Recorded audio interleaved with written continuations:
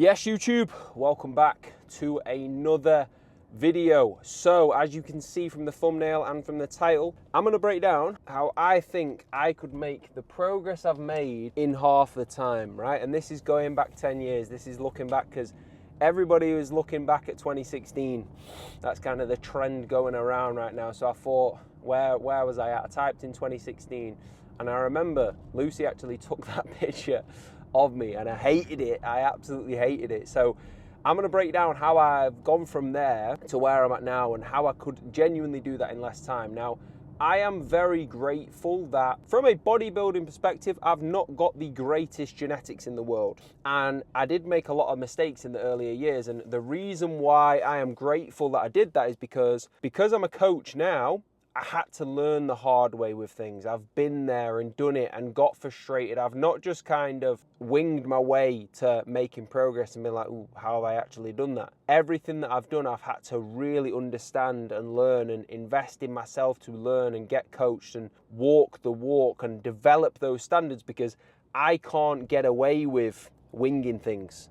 So this is why it's helped me as a coach, even though at times it's been frustrating, it's helped me as a coach. So let's dive in. Now, the number one thing is I would have spent more time growing, right? And this is where, because I PT'd, so basically from that picture on the left of the thumbnail, I got lean. And because I'd come from being in a worse, but I was overweight through school and like the earlier years of college. So once I actually got down, and before this picture, I got to the point where I could like see my abs. And after that, I was like, right, okay, I can like see some abs coming through. Or at the time, what I thought was abs. So I was like, right, at this point, I'd fallen in love with training, like absolutely love training. So I started PTing actually a year after this. I've been PTing for 9 years now, right? So I got leaner, and the problem, and this is why I genuinely think I could have made that progress in half the time. And it's because, right, because especially when you're young, imagine I'm 18, I've just started PTing, I'm in a gym, like, even though nobody cares, and it's just my hometown of where I grew up and, you know, nobody's bothered, but it was such a pressure for me to be like, right, I'm a PT, I need to be lean. Like, I need to constantly try and get abs and just try and be, like, shredded all the time. And because that happened so early on, because it was, you know, my job, I needed to do that, it was like, right, I've wasted a lot of time there. So the one thing I would do is, what do I need to do to improve my physique? More muscle. I would have spent that time growing. Now, this leads on to the next thing. Because it got to the point where I was like, right, I'm not making any progress here. What am I advising people to do? What would I say to do? I would say to grow. Because I was trying to speed up that process, and I was like, right, okay, I'm growing, I need to push.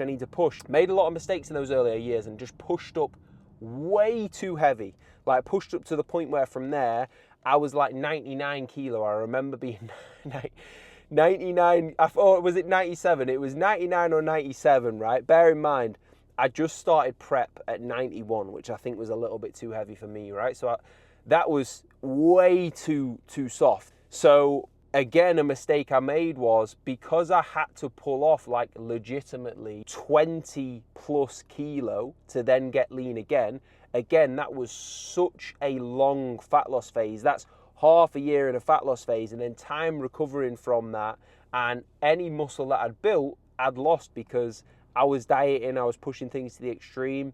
My knowledge was not what it is now. Again, I wasted a lot of time. So I wasted a lot of time not growing, and then I wasted a lot of time when I genuinely was growing and I got stronger and I definitely put muscle on. But because I got way too soft and I was just in a rush to do that, any of the extra muscle I'd built, I essentially lost that because I had to absolutely batter myself to then get down. So they were two massive mistakes, and that's essentially like the base. So what I would say is, when you've not got the muscle that you want, absolutely get lean first and push up properly. And that's where, you know, I'll help a lot of the boys now who are the same age I was there not make those mistakes. And it saves them a hell of a lot of time. And by the time they get to my age, they're going to be a lot further ahead than I was. And the fact that I can help people do that now for a job, and help people who are closer to my age or even past my age not waste any time and make the most of the time that they've got, like, that's huge and that's really important to me. So I'm glad that happened, but that's how I would make a lot more progress. So that's like the base of everything really, and that's why this is not just like clickbait, like genuinely that's the case. Let's dive into some bits with training. So when I started going to the gym, it was like Simeon Panda, Mike Rashid, Bradley Martin. You might not even know those guys if you're a little bit younger, which is wild. Like, that seems like yesterday to me, just sitting watching that. Larry Wheels, I'm sure you know Larry Wheels, right? When Larry Wheels was like not famous in New York, like that's what I was watching on YouTube. So I would go into the gym, right? And I would spend my first hour of legs squatting. And don't get me wrong, I got strong. Like, I was squatting like 200 kilo. I think I did 200 kilo for 3. It might have even been 210 for 3. It was way over 8. It was way over 4 plates. So I was squatting that. I was deadlifting 5 plates. So when I started pull, I was deadlifting for an hour. When I started push, I was benching for an hour. I think I got 150 for 3 was my best. So I was like, don't get me wrong, I got strong. Like, I got very strong. But what that wasn't doing is it wasn't building tissue. I was just getting strong. And then when it got to the stuff that was actually going to be like the hypertrophy work, I was still just lifting with ego a little bit. And by that point, I was absolutely battered. And then I'd get to the end of the session and I'd like just fly through arms and then leave. So I got strong and I was training hard. Like, I was training really hard, like smelling salts, everything. That's just what I saw on YouTube. So don't get me wrong, I loved my training and I'd love going to the gym. And, you know, me and my brother would go to like just random gyms and we'd be benching for an hour and it was good fun. And I remember those days, and they were the glory days, mate. Belt on, smelling salts on. But like, if I'd trained how I trained now then, like, oh my day, I would have been 10 steps ahead. I would be way further ahead than I am now. So I needed to learn that the hard way. And even though that was fun, from a training standpoint, it's a big mistake, right? I would also back then train every day. So I was pretty battered. Like, looking back now, when I needed to pull back, I didn't really know that. I just thought, oh, I'm young, I'm just gonna like keep flying through, which I built up the ability to train hard in this time and like really push it and learn how to train hard. But I was definitely doing too much of everything. So nothing was really progressing at some points because I just was absolutely battered. So again, that's a big mistake from a training standpoint. I'd have obviously worked my split a lot better so I can actually recover from the work, and that work can keep on progressing. So all around, just dropping the ego with training and training how I train now to actually create as much of a stimulus as possible and program properly. And still, don't get me wrong, train hard and train to failure, but that's what I definitely do. And I think that would have been just as enjoyable, but I'd have definitely made more progress. And when I look at the food side of things, so my food was very much a case of like, just if it fits your macros. Like, I would get some sweets in there, I would put ice creams in there, you know, and don't get me wrong, I'll still find times to make nice things now, but looking back, the quality of the overall diet, I was pushing that a little bit. And don't get me wrong, like when I first started PTing, like, I had no money really to buy my own food. Like, my mum and my dad, we'd always eat, like, we'd never eat absolute like terrible food at all. But my knowledge of nutrition wasn't amazing, and I would just fill it with a lot of rubbish and a lot of things that I could just get like super cheap and like just cram in. And looking back, it wasn't the best idea, and there was not as much, like, this is going back 10 years, so there was not as much available information as there is now, and that's a good thing. It's a good and a bad thing. There's a lot of rubbish there now, but I would have definitely improved the quality of my nutrition in terms of, from a digestion standpoint, from a standpoint of actually fueling my body and fueling performance there. Don't get me wrong, I wouldn't go over my calories, you know, I wouldn't come away from that, but I would, you know, like pull everything away so I can have like a massive meal, or so I can like put a lot of sweets in and stuff like that. And just fuel around training wasn't there because I was saving all of these calories for my last meal. So that's definitely something that would have been nice and easy to improve. And obviously the more I learned and the more I worked with people,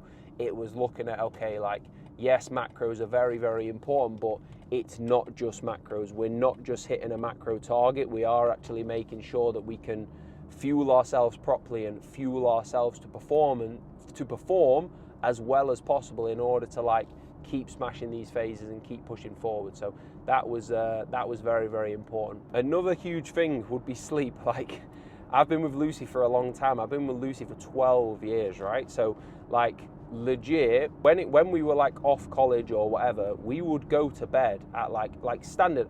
Either I was playing pro clubs with the boys or I was with Lucy there. We would stay up till 2 in the morning. I could easily play pro clubs till 2 in the morning, right? And then I would get up at 12. Like, my sleep was awful. And at some of those times, I was going to Pure Gym when we'd like watch UFC, for example, and I'd stay up till 4 or 5. And don't get me wrong, I'm glad I did this stuff because I was young. You know, I'm not going to be doing that now. I'm waking up at R5 now. So it was like, I'd take my pre at like 11 p.m. I'd go Pure Gym.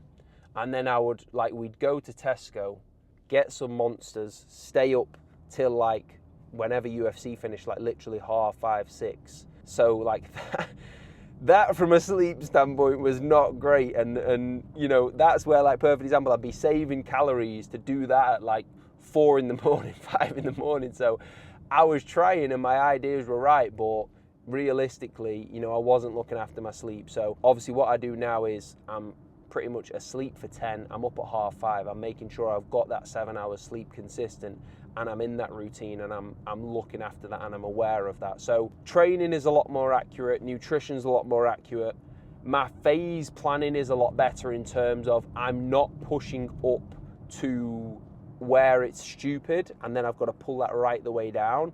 And I'm not pulling down kind of when I don't need to. And I've not, now in the future, there might be times where I stay a little bit leaner because I've built that base of tissue, but back then I would have definitely changed that. So wrapping that up, how could I have stepped that up? And I'm not just saying, you know, this because I'm a coach and you can apply for coaching. I would have got a coach a lot earlier. When I was on the left there on that picture, I didn't know what online coaching was. Online coaching wasn't a thing. That was a year before I said, right, my second year of college, I'm just getting it done, but as soon as I can get my PT qualification, I'm getting it and I'm grafting, and that's what I wanted to do. The online space wasn't a thing, so I wasn't even really in a gym where there was any PTs that I would go to for advice, really, right? So online now, if you can afford a coach, get a coach, because like I said, with the boys now, I've got a lot of the boys who are, don't get me wrong, we've got some people who are 45, 50, which is amazing. We've got some of the boys who are 17, 18, 19, right? And how much quicker I can move them along